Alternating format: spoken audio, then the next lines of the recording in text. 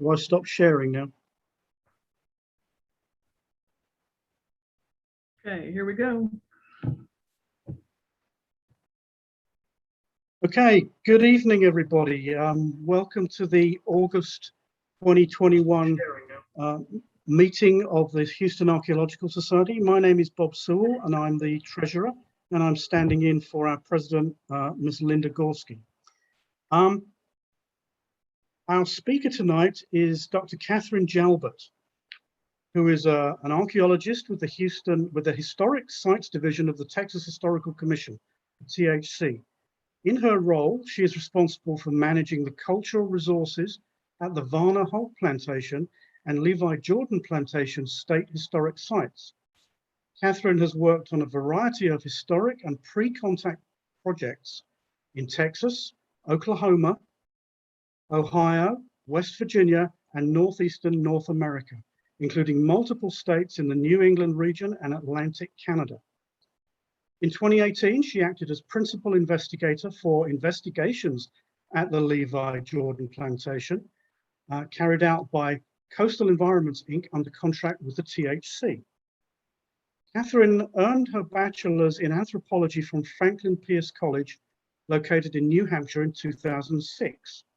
She received her master's and PhD from Memorial University in St. John's, Newfoundland and Labrador, Canada. Her recently awarded PhD broadly sought to understand how archaeology can become a more diverse and equitable discipline. Catherine's presentation this evening will focus on the history and development of the land on which the Varner-Hogg Plantation now stands. Particular attention will be paid to how archaeological evidence has been used to further illuminate this history, gaps in our knowledge, and the ways the THC is developing new avenues for research and collaboration. Ladies and gentlemen, please welcome Dr. Catherine Jalbert. And I stop sharing. Over to you, Catherine. Okay, I'll just get myself sorted here as we practiced. Okay, can everyone see that all right? Mm-hmm. All right. Okay, thank you for the introduction, Bob. As he said, my name is Catherine Jalbert, and I work for the Historic Sites Division of the Texas Historical Commission. And I'm specifically stationed at the Levi Jordan Plantation and the Varner-Hogg Plantation, where I, as he said, help manage cultural resources at these sites. So today, I wanted to focus specifically on the history of the Varner-Hogg Plantation, which is a historical and archaeological site located in West Columbia, Brazoria County. And as you can see from this map, it's about an hour southeast of Houston and has been administered by the Texas Historical Commission since 2008. So before diving into the archaeology, I want to give us all a good grounding in the development of the site through time, the historical periods that contributed to its formation, and how archaeology has aided in our understanding of both the above ground and below ground resources at this site. Finally, I'll discuss new archaeological, archival, and community-based projects at the Varner-Hogg Plantation and the ways these can be used to illuminate some of the undertold aspects of the site's history, as well as inform some of our future directions. So ultimately, I hope that this is a good where, when, and why talk this evening. And hopefully at the end of it, we can talk about some of the ways that HAS might be able to get involved in the future. So while the history of the site is fairly complicated, I think it's most easily broken up into these sort of 5 overarching periods. And the history of Varner-Hogg really begins with Indigenous groups who frequented the site in the late pre-contact period. And I'll discuss that a little bit later. I don't want to provide any spoilers right now about how we know that people were here during that period, but there is some specific archaeological evidence that ties the site to those periods. I'll then, I've lost my place. And then We have the colonial migration into the area by Martin Varner, who is one of Stephen F. Austin's original 300 settlers, the development of the land as a sugar and cotton plantation, continued agricultural development through convict labor and leasing and mixed commercial ownership, the hurricane of 1900, and finally ownership by the Hogg family before donation of the site to the state of Texas in 1957. So hopefully there's going to be a lot of details within these periods I don't cover, but of course I'm more than happy to answer questions about them after, but hopefully it gives a good overview of these periods and enough information to understand where we are at this site as a starting place. So in 1821, Martin Varner came to Texas to join Stephen F. Austin's colony and first settled in Washington County. In the 1820s, land was considered very cheap, and immigrant families had the opportunity to make a lot of money through labor-intensive crops like sugar and cotton.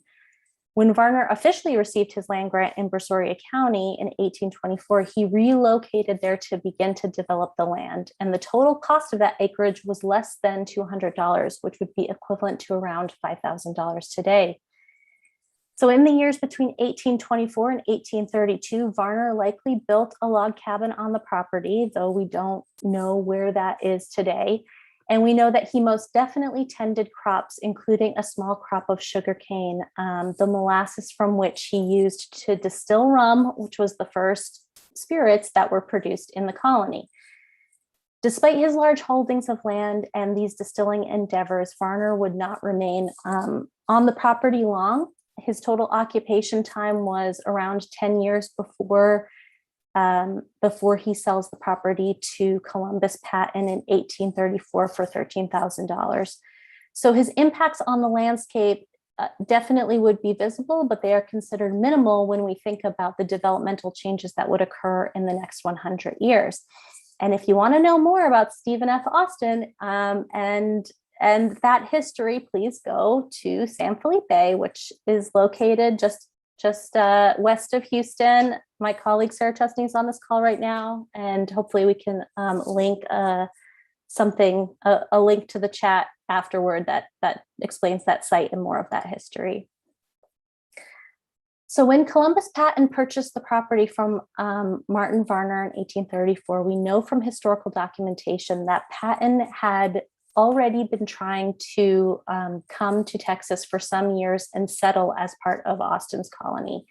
He had previously written to Stephen F. Austin expressing his interest and specifically inquiring about bringing the Patton family, supplies, and enslaved people with them to Texas from Kentucky. And this was really who Stephen F. Austin was trying to appeal to when he advertised his settlement. He wanted wealthier slaveholding families who had the capacity to produce profitable cash crops. So during this time, Patton was just one of several settlers in Fort Bend and Brazoria County who contributed to the development of this plantation system that relied heavily on enslaved labor for the successful cultivation and manufacture of sugarcane following the decline of cotton. While the sale of the property from Varner to Patton didn't occur until 1834, we believe through different historical documentation that members of the Patton family, if not the whole family, was already residing in Brazoria County by 1833. And it was really between the period of the late 1840s until the early 1850s where we see the Pattons begin to develop the land in earnest into a large sugar plantation, then known as Patton Place.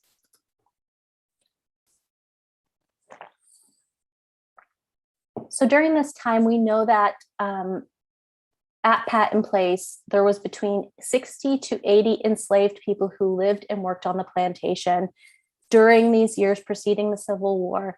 And along with sugar production, enslaved labor was also used to build the landscape around them with handmade bricks. So this included the construction of the plantation house, which is in the top right, a smokehouse, a two-story sugar mill, which the remnants are in this picture in the left, and their own quarters.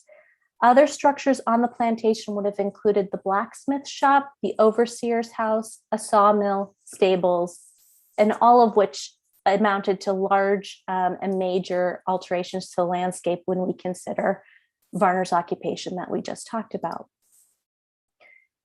So in 1854, a lot changes at Patton Place, and this is really begins with the administration of the plantation being passed to John Adriance, who had previously operated the nearby Waldeck plantation.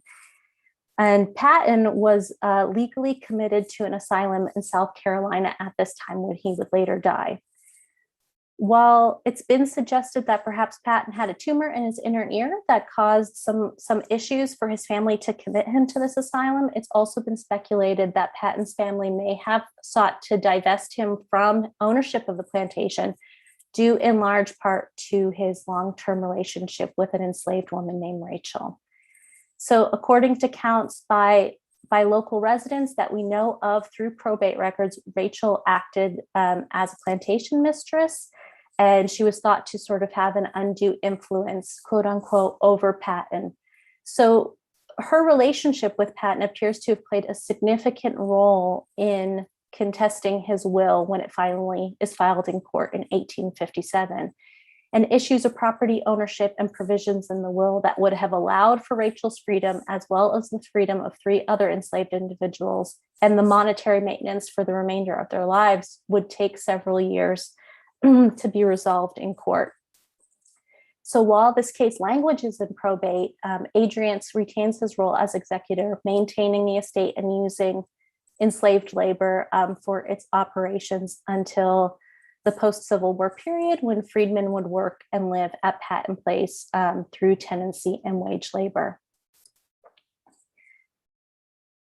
And so these issues with Patton's will, probate, tax records, and ownership really give us the majority of our archival record for the site and show us information about Rachel and the enslaved population as a whole at Patton Place. And this is good in one sense, but it's not enough information when you consider that in the time that this property acted as a plantation, approximately 200 men, women, and children were enslaved there. And all of the information that we have is derived through these court records and not much else about their lives on the landscape. So if we flash forward to the future for a minute, one of the things that supplements this archival record are narratives that were collected by the Works Progress Administration. One of those is Sarah Mitchell Ford, which is her picture and an excerpt of her narrative there, and Anthony Christopher, and these 2 people were formerly enslaved on the plantation when they were children.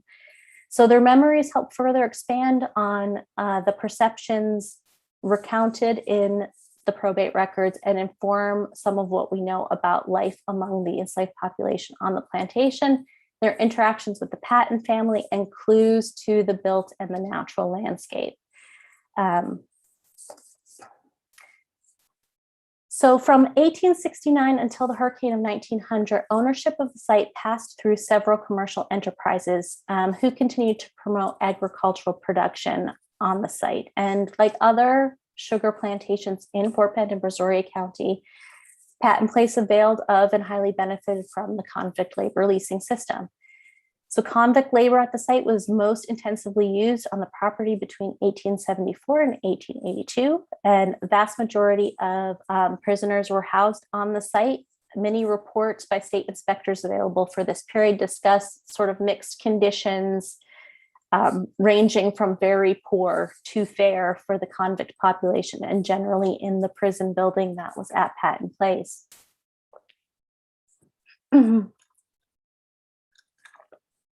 And following the hurricane of 1900, many of the buildings on the property, including the sugar mill, the former quarters area, were destroyed.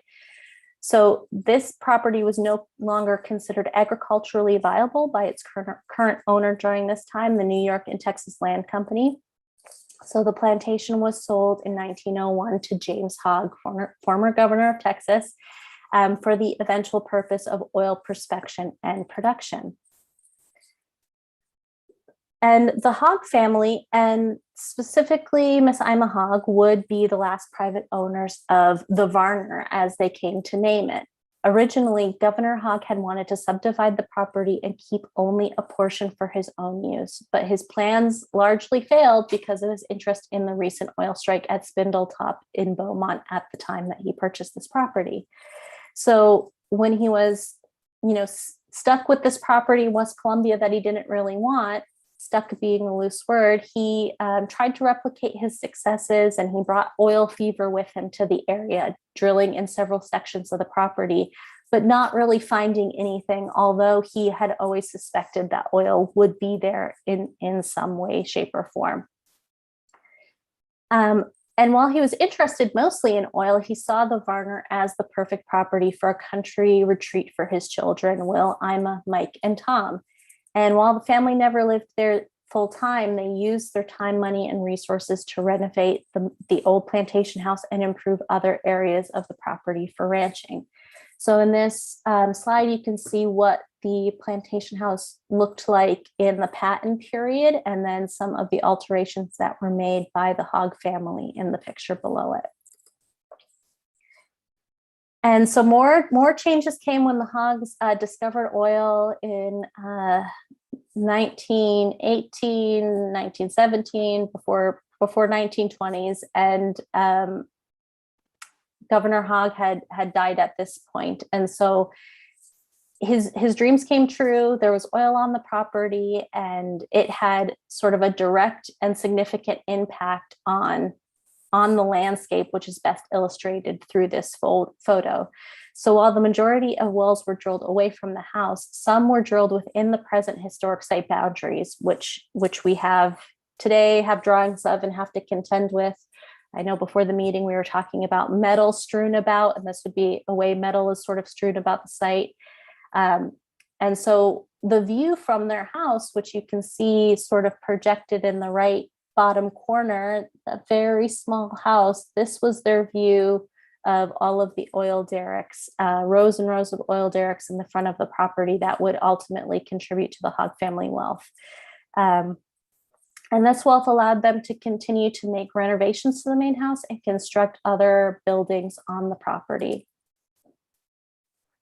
And so today, the majority of the buildings that we see around the site are those that were constructed during the oil boom, and they do not actually relate to the 19th century history of the site. And this has been probably one of our biggest challenges, and it's one of the legacies that we have to grapple with when we interpret the site and its use through time. While we know how the physical landscape changed through the drilling activities, it's this historical memory of the site that has also continued to evolve and change. And this is seen through these outbuildings. It's seen through the significant modifications that were made to the main house. And you can see some of the original bricks here under the stucco during archaeological work conducted in the 1970s, and the name of the site generally. James Hogg always referred to it as the Varner, and this would later be changed to Varner-Hogg by his daughter Ima, as they considered donation of the property to the state of Texas.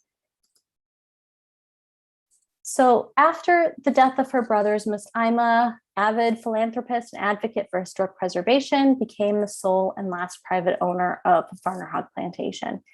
And in 1953, she began to inquire with the state about donation of the property because these were the expressed wishes of her brother, Mike Hogg. He wanted the property to be owned by the state of Texas and be operated as a historical museum and a park. So the Varner-Hogg Plantation State Historical Park, which comprised 66 acres within Martin Varner's original league, was commemorated in 1958. And Miss Ima took a particular interest in the main house and essentially directed the refurbishing herself, decorating it with furnishings of the 19th century as she envisioned what the house would have looked like for early plantation living. And she continued to support the park until her death in 1975. So this is one of the struggles that I think we have also had with commemoration of the park, is that we have to strike this balance between honoring Miss Ima's wishes and what she wanted through that donation, and also the need to understand our cultural resources, which is how we sort of get to the archaeological work that was undertaken by Texas Parks and Wildlife in the 1970s to start with, and then through the 1980s. And so they, along with archaeology, they also did historical research, they did architectural research, they did everything to get a good picture of how we could later interpret the site.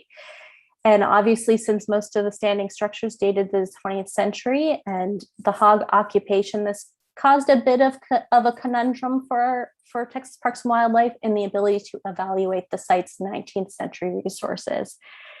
Because not only had the Hogs constructed new buildings, but they also removed many of the earlier structures. They reused bricks from earlier buildings, and they sold old metal implements and machinery to scrap dealers in the area. So this isn't to mention that during the Hogs' tenure, utilities changed and became a major part of the renovations. And this included electricity, telephone, plumbing, wastewater. And then you put the oil exploration on top of it, road construction, other landscaping work. If you all know about James Hogg and Miss Ima, there's a lot of gardening work, pecan orchard planting, magnolias. So a lot has changed during this time. So for Texas Parks and Wildlife, the archaeological investigations were really undertaken for two primary purposes. How can archaeological resources inform interpretation of the site, and what is the nature of those deposits, and how can we prevent, or how can we mitigate future impacts? That's what I'm trying to say.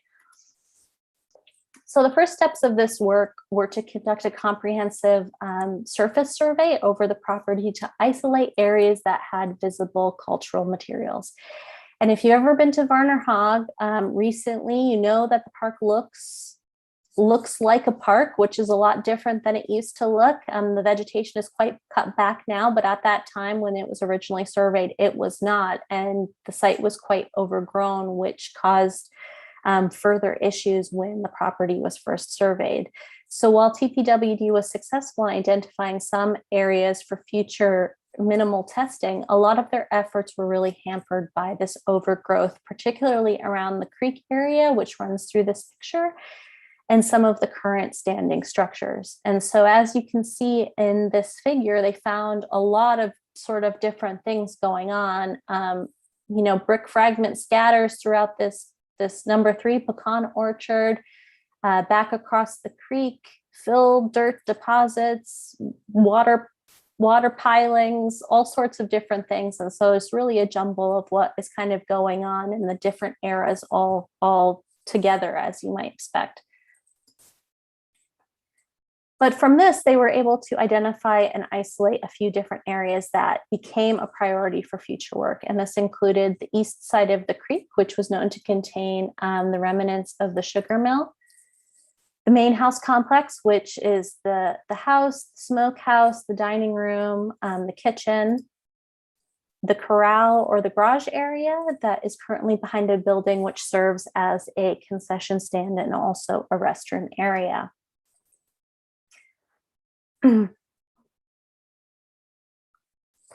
So while the sugar mill ruins were already partly visible, TPWD excavated 4 small test units to further expose the condition of the underground remnants of the structure.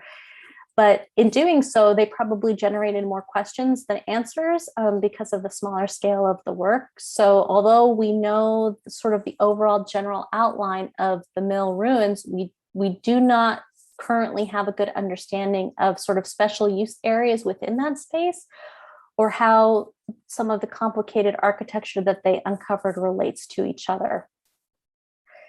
So also during this time, an area that was identified during the surface survey was this section of articulated brick, and that turned out to be a 2-roomed structure with a central double fireplace that is believed to be one of the quarters for the enslaved people that were here. And it's what is depicted on the left-hand side. So when we sort of consider testing in the quarters area and some other parts of the loop, which is across the creek, that can sort of be considered in loose terms, as it wasn't maybe what you might consider traditional archaeological testing with larger units that are opened up. This was more consistent with desodding the foundations of the structures, but did not involve sort of large scale and significant testing level excavation. So while artifacts were recovered, it was really only around these foundations, and it didn't really get into the living spaces for us to form a picture of how they might have been used, both within some of these cabins and structures and outside of them. So you can see some of these areas that they define: sugar mill, some 19th century structures that are unknown what they could be, and then an area of former quarters, a question mark that I will talk more about later. And some areas in blue that they decided to follow up with in the 1980s. Again, we see the corral and the garage area, but also there was restoration and rehabilitation work that needed to occur. And this included a building now called the Rangers Cottage, which is a 1920 structure, and at the Patton Family Cemetery, where they were needing to restore the walls that encase the cemetery. I have no comments on this other than I think that it's a really neat photo and I decided to include it. My colleague at the Texas Historical Commission, Jamie Ross, scanned a bunch of these slides that we've had in for me, and I wanted to get as many of them in as possible. So this is behind the corral and the garage, and the historic artifacts were recovered here. It was thought that maybe some early 1900s ironworking might have been happening in this area, but there wasn't anything concrete that was able to delineate production areas or other features when they did this work. Interestingly, what they did find at excavations at the Patton Family Cemetery was a substantial late pre-contact component. And this was discovered through some diagnostic lithic artifacts and a large sample of pre-contact pottery sherds, including Goose Creek Plain, Goose Creek Incised, and Baytown Plain. And this sort of brings a whole new dimension to the site and a whole new understanding of the history of this place in its development and how we understand occupation at the site and the ways that groups might have utilized the landscape. And I should mention that they only excavated, which I should have included a picture of, 4 small units around the walls. And within those units, they found over 200 pieces of pottery. So I think in this area of the cemetery, the pre-contact site can probably be quite sizable, but more research is needed to understand what that can be like. And obviously, we do not want to go digging in this cemetery. So how that is found is to be seen, but we know that this exists in this place.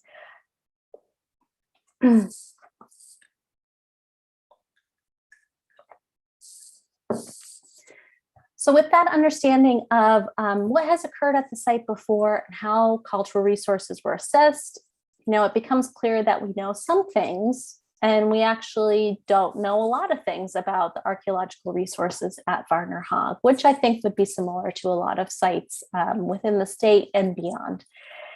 I think that we know that the archaeology is rich. I think that we know it's complicated, but I think that none of it has been investigated fully enough for us to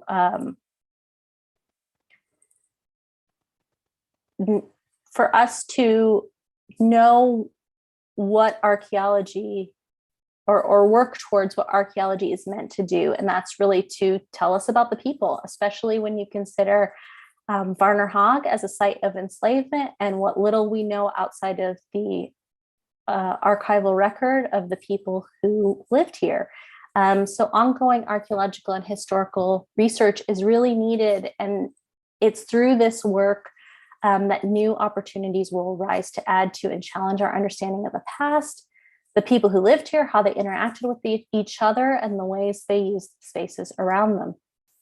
So one of the ways that we're doing this is through trying to establish new partnerships in the region and through working in forming relationships and connections with descendant communities in the area.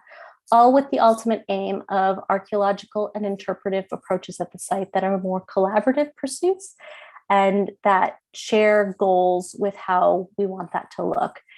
Because much of the archaeology because as much as archaeology is about the past, it's also definitely about our present, and archaeology is a vital tool to engage with descendant communities to tell the stories that may have been obscured in the historical record or undertold. And so I've included this graphic that I discovered on Twitter very recently, which I thought was a great representation of what this looks like and when you try to partner with community members. And so a lot of times it's time, it's patience, it's building those relationships, it's unexpected hurdles, it's new directions, and it's a willingness to let people decide what that vision should look like and have these joint visions emerge to get towards the project and understanding how archaeology can be used as a tool to answer some of these questions that might not have been asked before. So to help support us in these goals, we formed a partnership with Rice University at the end of 2019 to provide opportunities for increased outreach activities and public archaeology, including providing an excavation opportunity for students enrolled in Rice's Advanced Field Techniques class. And so in the spring of 2020, students investigated the area of the blue square question mark to try to confirm or deny a suspected domestic structure that was first recorded during TPWD's original survey of the property. And unfortunately, the pandemic had other plans for us. So students enrolled in this class were unable to finish their analysis, yet they were able to finish their field work, and we hoped that they're able to return to this area in the spring of 2022. What we can say so far is that students recovered several time-sensitive historic artifacts and a small articulated brick feature that is likely a brick pier. So it's hoped that this continued partnership with Rice will result in additional excavation at this domestic structure, with the aim of further defining it and providing overall context of the archaeological deposits in this area of Varner-Hogg.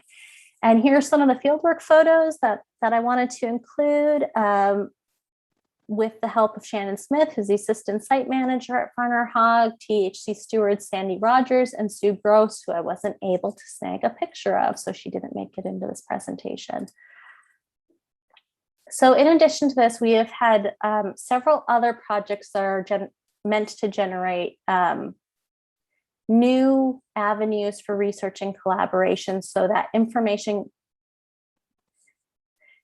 information can be generated, but also that new questions can be asked of already existing information, or to understand the ways that we might make our archival and archaeological information more publicly accessible. So along with this field opportunity, students at Rice have been hard at work within our legacy collections, which we're very proud of. We've had several theses last year that were produced on small collections of artifacts within the collection.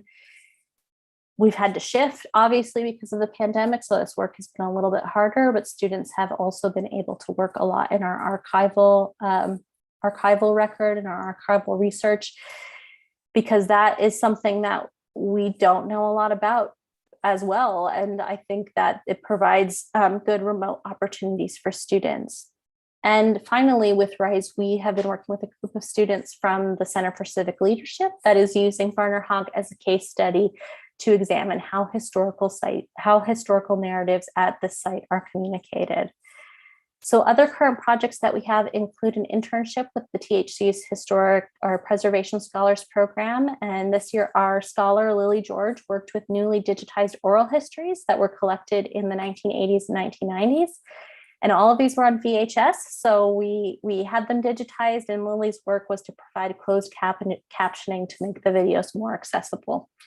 So we're still discussing ways that we might make these publicly available, but we hope to continue this project in future years. And over the past year, we have also been engaged in a descendants project whose ultimate goal is to foster stronger connections with descendant communities throughout the region and work with those communities to use items in a newly created digital repository for educational programming and interpretive spaces at Varner-Hogg and Levi Jordan plantations.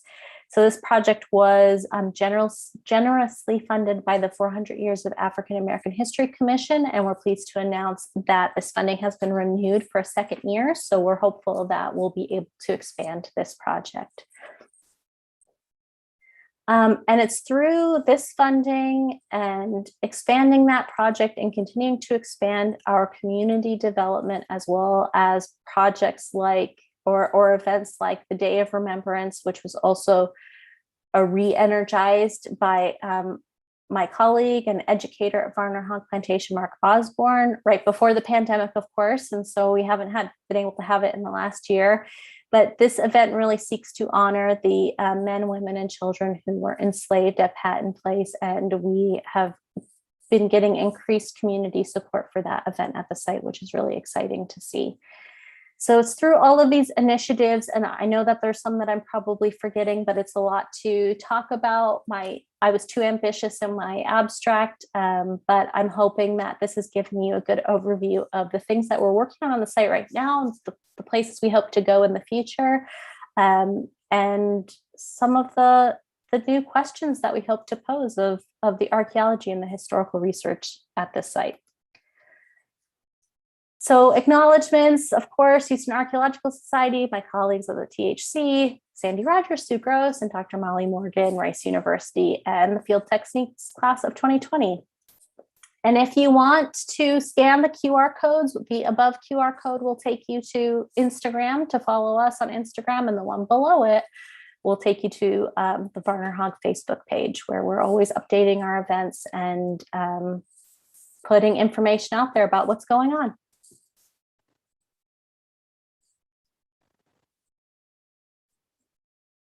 Hi. Thank you very much, Catherine. That was very interesting. Do we have any questions? Liz, do we have any questions on the YouTube feed? Not as yet. Not as yet. We've got about 23 folks watching live, so I'll hop in if they've got any questions. Okay. Are there any questions on the Zoom, from the Zoom folks? Yeah, Johnny Poland here for Catherine.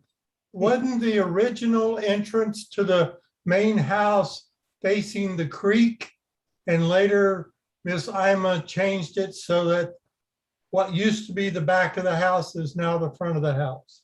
Absolutely, that's absolutely correct. So the image that I showed with the image on top, that would have been the back of the house, and then the columns that Miss Ima added in that area is now considered the front of the house and what we use at this time. In addition, I know you said you hadn't done a lot with the sugar mill, but have you looked at comparisons with other sugar mills in the county? Joan Few wrote some work on some of that type of things that she did. And what I see is the long kettle house, if you wish, but I know you're missing some chimneys, you're missing some fireboxes, you're missing, where's the purgery? I mean, there had to be a purgery, and you said that molasses was one of the major productions. And I was surprised when you talked about rum production, because later Texas was never a rum producer. There's no industry ever. So I don't know why that failed. It was, I don't know why it failed either, but it was it was just during Martin Farner's time where he produced rum. It wasn't later on into the Patton period. But I do use Joan's work quite often to see the comparison with the different sugar mills in the area, and the impressions that she has about how the interior of the sugar mill may have looked at Varner-Hogg. But that is a huge project to undertake that I don't know when that might make it onto the calendar, because it's a lot. That is a lot of work to do, and sort of understanding what the objectives of that might be. But for now, we just sort of maintain that area and keep it safe and keep those resources underground so that they can be maintained for the future. Okay.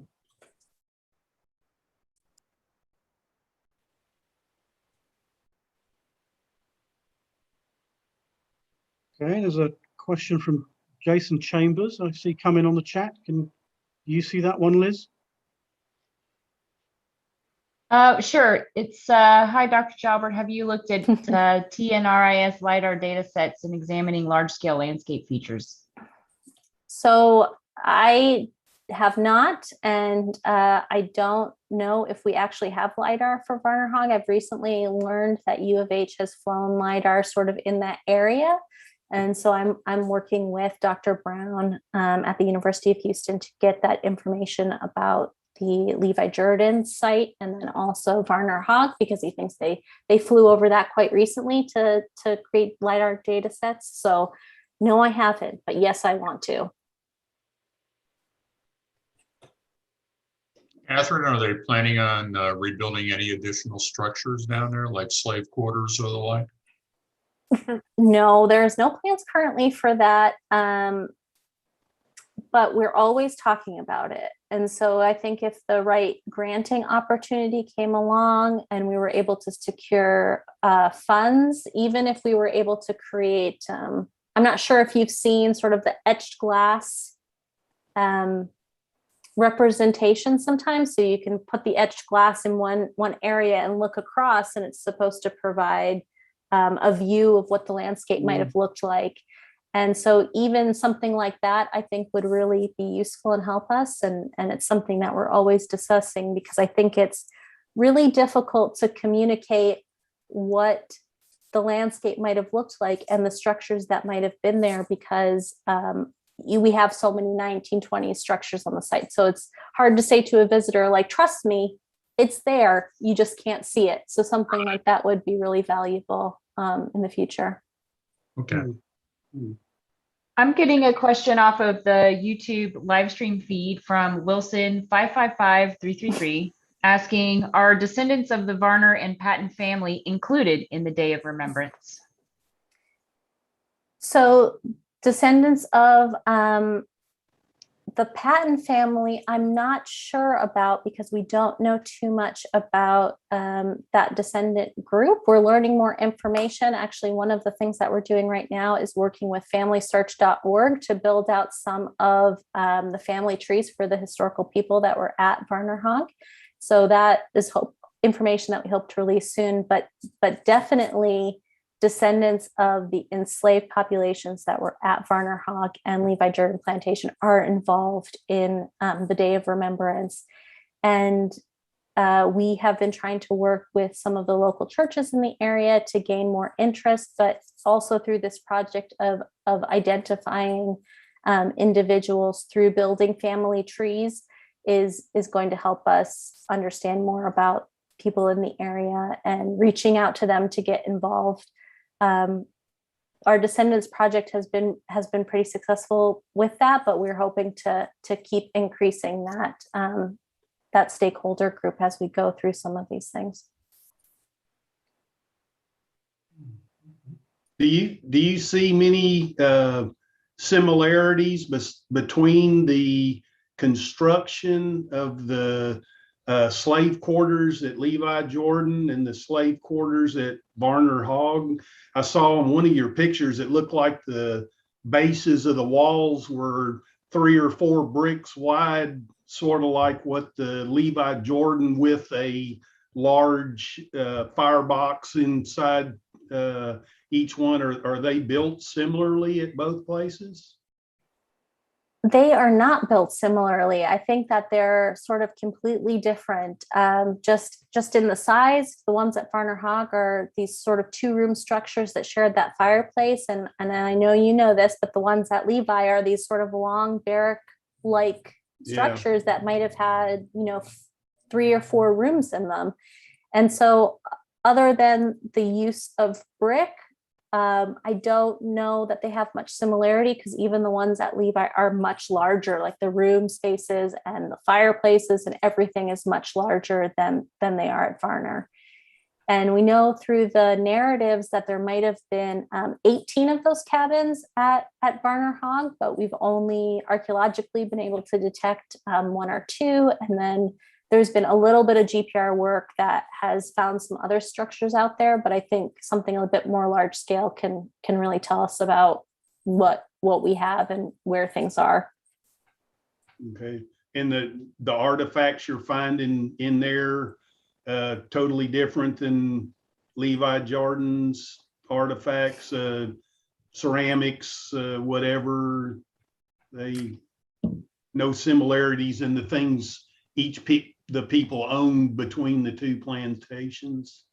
I don't think that we know enough about the artifacts at Varner-Hogg or have uncovered enough to make those similarities, but I mean, they're similar in the sense that they're of a shared time period because both of these were kind of operating at the same time. But at Levi, there is just such a huge collection of artifacts, and we just don't have that similarly, but it's because the scale of work hasn't been done at Varner like it's been done at Levi Jordan. Okay.